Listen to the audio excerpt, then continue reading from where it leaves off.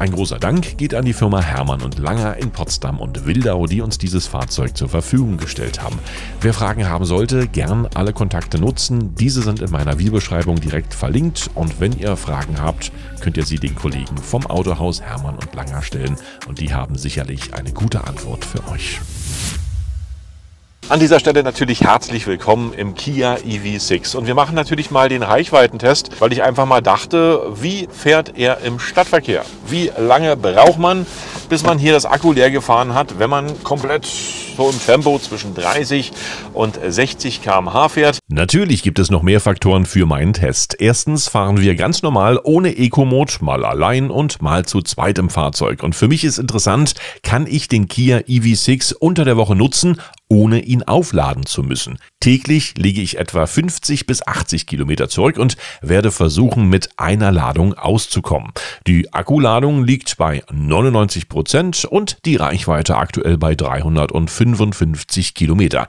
Aber da lässt sich bestimmt noch was machen, um diese etwas zu erhöhen. Seit nicht einmal 30 Jahren sind Fahrzeuge von Kia in Europa erhältlich und wenn wir die Anfänge der Marke mit dem Cephia oder den Pride betrachten, dann waren die Aussichten für diesen hierzulande gänzlich unbekannten Hersteller nicht gerade rosig. Aber warum sollte man denn jetzt einen Südkoreaner kaufen, wenn der hiesige Markt eigentlich keine Wünsche offen ließ? Doch es hat nicht einmal 3 Jahrzehnte gedauert und gerade im Bereich der Elektromobilität muss mittlerweile die Frage gestellt werden, warum sollte man eigentlich was anderes kaufen als einen Südkoreaner auf eGMP-Plattform? Ja, warum eigentlich? Diese Frage, die klärt ebenfalls meine Testfahrt. Und wir haben Halbzeit im Kia EV6, das heißt, mittlerweile sind wir bei 48% Akkuleistung und ja, ich denke mal, der wird noch ein bisschen fahren. Die Reichweite zeigt er mir jetzt an mit verbleibend 152 km/h, was gar nicht mal so schlecht ist.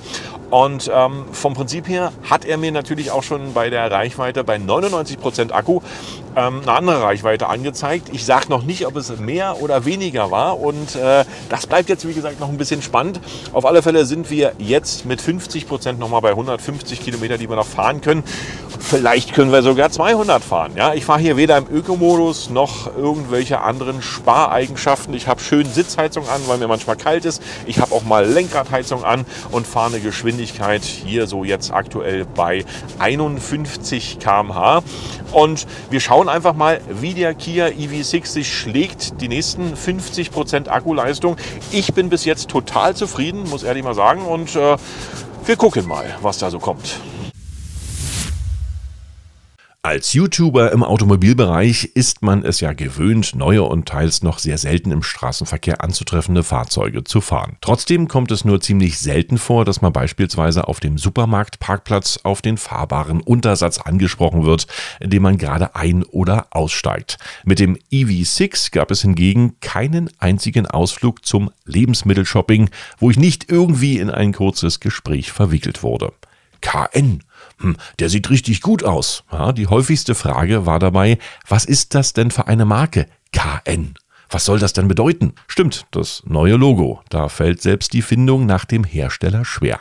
Anschließend folgte aber meist schon ein Kompliment wie, der sieht ja richtig gut aus oder das ist endlich mal was anderes. Da stimme ich dann wirklich vorbehaltlos zu, ohne Widerworte. Und das liegt nicht nur daran, dass der Testwagen in der GT-Line auftrumpft. Nein, die Lackierung in Weiß in Kombination mit der scharfen LED-Beleuchtung und einen gewissen Zukunftsflair, die sorgt schlichtweg dafür, dass der einfach gut aussieht. Punkt.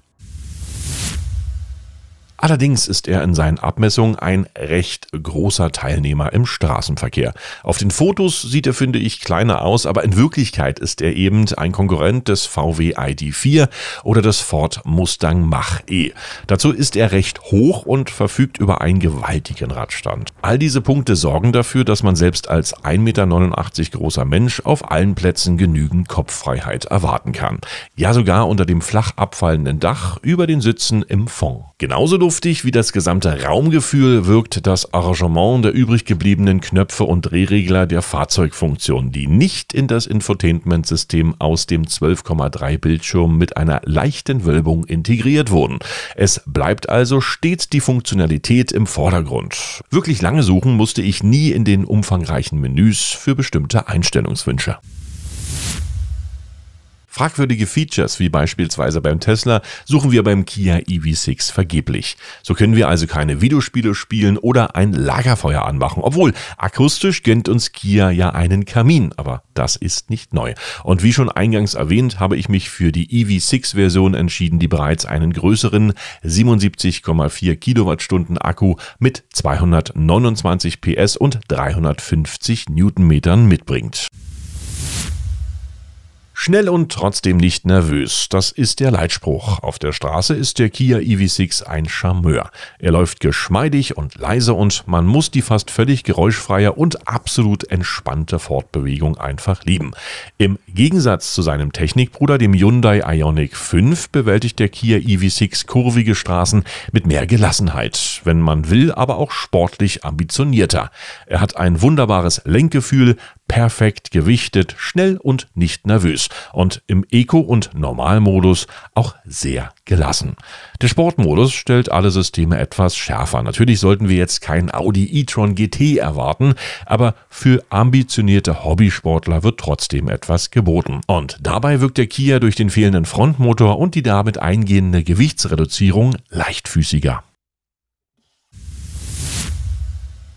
Und Laden funktioniert in Rekordgeschwindigkeit. Vor längeren Strecken müssen Sie übrigens keine Angst haben. Die Ladegeschwindigkeiten, die eGMP mit der 800-Volt-Technik ermöglicht, sind auf Mercedes EQS-Niveau. Und das ist eigentlich etwas traurig, denn die Entspannungseinstellungen der bequemen Vordersitze müssen an Schnellladern nicht wirklich lange in Anspruch genommen werden.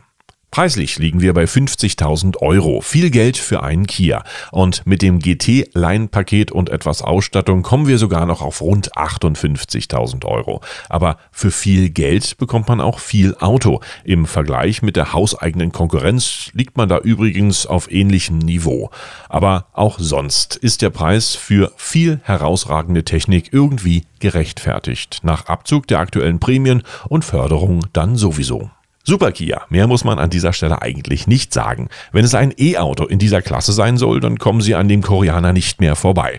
Beim EV6 stimmt demnach eigentlich alles, außer bei mir persönlich das zu helle Head-Up-Display und die kleinen Software-Bugs, die bestimmt noch bereinigt werden. Beim kommenden GT-Modell mit 585 PS wird mich dieser Umstand wahrscheinlich dann nicht mehr so sehr stören und dann könnte dieser Performance EV6 zu einem vielversprechenden Anwärter auf den Spitzenplatz der Elektrofahrzeuge werden. Und ich kann es euch vorab schon mal sagen, wir haben es nicht geschafft. Die 500 Kilometer, die schafft er bei meinem Test definitiv nicht. Aber wir sind auf eine gute Leistung gekommen. Und zwar sind wir jetzt bei 396 Kilometern, was das Fahrzeug sozusagen im Stadtverkehr komplett an Reichweite fährt. Und das bei Temperaturen zwischen 4 und 8 Grad. Und wirklich... Wir standen mit dem Auto, wir haben gedreht, das Fahrzeug war wirklich teilweise 20 Minuten hintereinander an und um die Innenbereiche zu drehen und die anderen Dinge zu machen, brauchst du natürlich auch Licht und alles drum und dran und ich bin wirklich total begeistert von dieser Reichweite.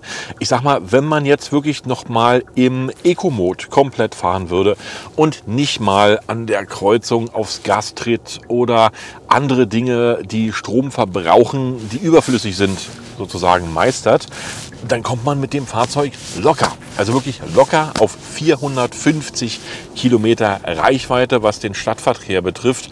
Und das ist natürlich schon mal ein Wahnsinn. Also 450 Kilometer im Stadtverkehr kratzt auch so ein bisschen. 500 Kilometer würde ich nicht sagen. Also da würde ich teilweise sogar vielleicht schon die Hand ins Feuer legen, dass niemand es schafft, mit dem Auto 500 Kilometer im Stadtverkehr zu fahren. Die 450 Kilometer sind meiner Meinung nach machbar. Meine 300 oder knapp 400 Kilometer im Stadtverkehr sind wirklich so gemacht, dass hier die Heizung an ist mit 24 Grad. Die Sitzheizung ist an komplett. Dann die Lenkradheizung ist natürlich an. Der Akku wird teilweise vorgewärmt. Die Heizung ist auf 24 Grad. Und so sind es teilweise 1 bis 2 Personen, die hier dann im Fahrzeug dann Platz haben. Und so ist der Test eigentlich relativ realistisch, weil manchmal fährt man mit einer Person, manchmal fährt man mit 2. Na gut, Manchmal fährt man mit 4 oder 5, aber das ist relativ unwahrscheinlich. Guck mal in die Autos, da sitzen meistens 2 Leute drin maximal und noch ein Kind und dann das war's dann.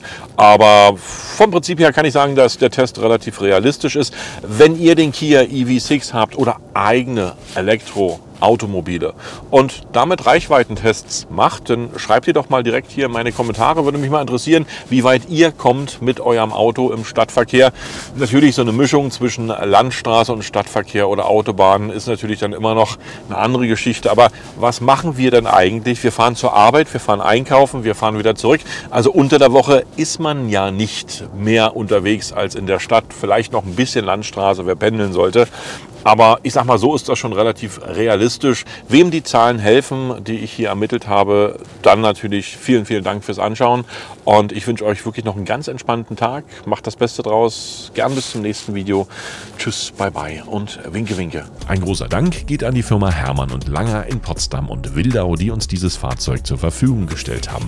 Wer Fragen haben sollte, gern alle Kontakte nutzen. Diese sind in meiner Videobeschreibung direkt verlinkt. Und wenn ihr Fragen habt, könnt ihr sie den Kollegen vom Autohaus Hermann und Langer stellen und die haben sicherlich eine gute Antwort für euch.